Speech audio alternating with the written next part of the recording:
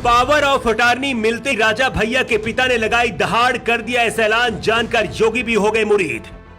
जो काम आज तक योगी आदित्यनाथ और खुद पीएम मोदी भी नहीं कर पाए उसे अब कुंडा नरेश उदय प्रताप करेंगे। राजा उदय प्रताप सिंह ने बता दिया कौन असली गद्दार, कहा गिरफ्तारी से डरता नहीं, मैं अपनी जान भी दे सकता हूं। माथे पर तिलक, लंबी मूछें और 92 साल की उम्र में चेहरे पर तेवर ऐसे कि विरोधी आज भी राजा साहब की परछाई देकर रास्ता बदल लेते हैं। राजा भैया की कहानियां तो आपने बहुत पढ़ी और सुनी होंगी, लेकिन अब राजा भैया के पिता और कुंडा रियासत के बड़े राजा को पावर ऑफ अटॉर्नी मिल गई है। इस पावर के मिलते ही राजा उदय प्रताप सिंह ने ऐसा ऐलान कर दिया है कि खुद योगी आदित्यनाथ भी जानकर खुश हो गए होंगे। राजा भैया जब भी कोई बड़ा फैसला लेते हैं उससे पहले अपने पिता उदय प्रताप सिंह से सलाह लेते हैं, लेकिन कुंडा के बड़े राजा उदय प्रताप सिंह ने ये फैसला बिना राजा भैया की इजाजत के लिया है।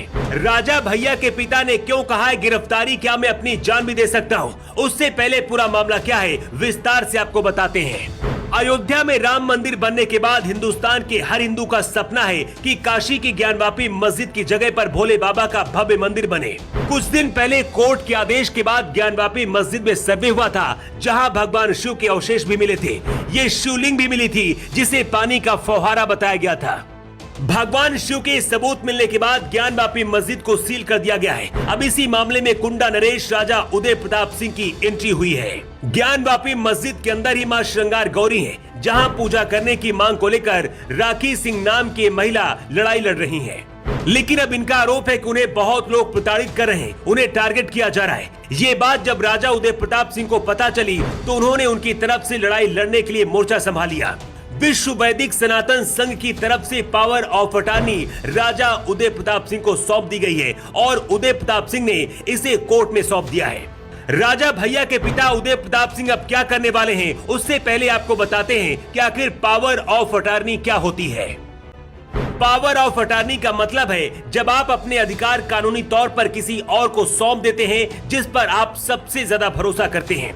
ज्ञानवापी श्रृंगार गौरी मामले की लड़ाई अभी तक राखी सिंह लड़ रही थी, लेकिन उन्होंने पावर ऑफ अटॉर्नी देकर ये जिम्मेदारी राजा उदय प्रताप सिंह को दे दी है। मतलब अब कोर्ट में पेशी से लेकर पूरी जिम्मेदारी उदय प्रताप सिंह उठाएंगे और आगे की लड़ाई खुद लड़ेंगे।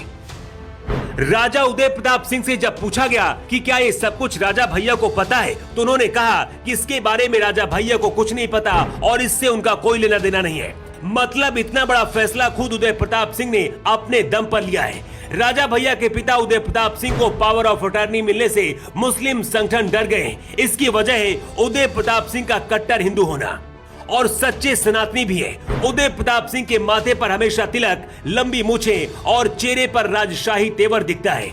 राजा उदय प्रताप सिंह से जब पूछा गया कि उन्होंने ज्ञानवापी मामले की लड़ाई लड़कर अपनी जान जोखिम में क्यों डालना चाहते हैं, इसके जवाब में उन्होंने कहा गिरफ्तारी क्या मैं अपनी जान भी दे सकता हूं। आज से नहीं बल्कि आजादी के बाद से ही वो आरएसएस से भी जुड़े रहे और इसकी वजह से इंदिरा गांधी से भी दुश्मनी मोल लेनी पड़ी थी।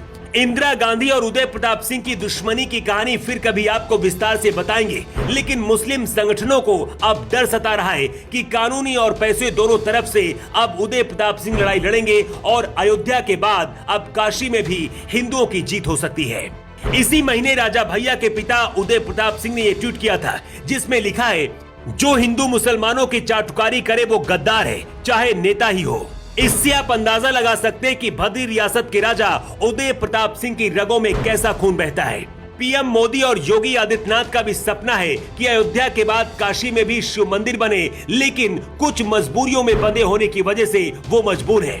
लेकिन अब ये लड़ाई लड़ने की जिम्मेदारी खुद राजा उदय प्रताप सिंह ने उठाई है, तो योगी मोदी के साथ साथ पूरा देश भी गर्व महसूस कर रहा होगा। वैसे आपको क्या लगता है, क्या राजा भैया के पिता ने ये लड़ाई लड़ने का फैसला लेकर सही किया है? आपकी राय क्या है? कमेंट बॉक्स पर लिखकर आप जरूर बताएं।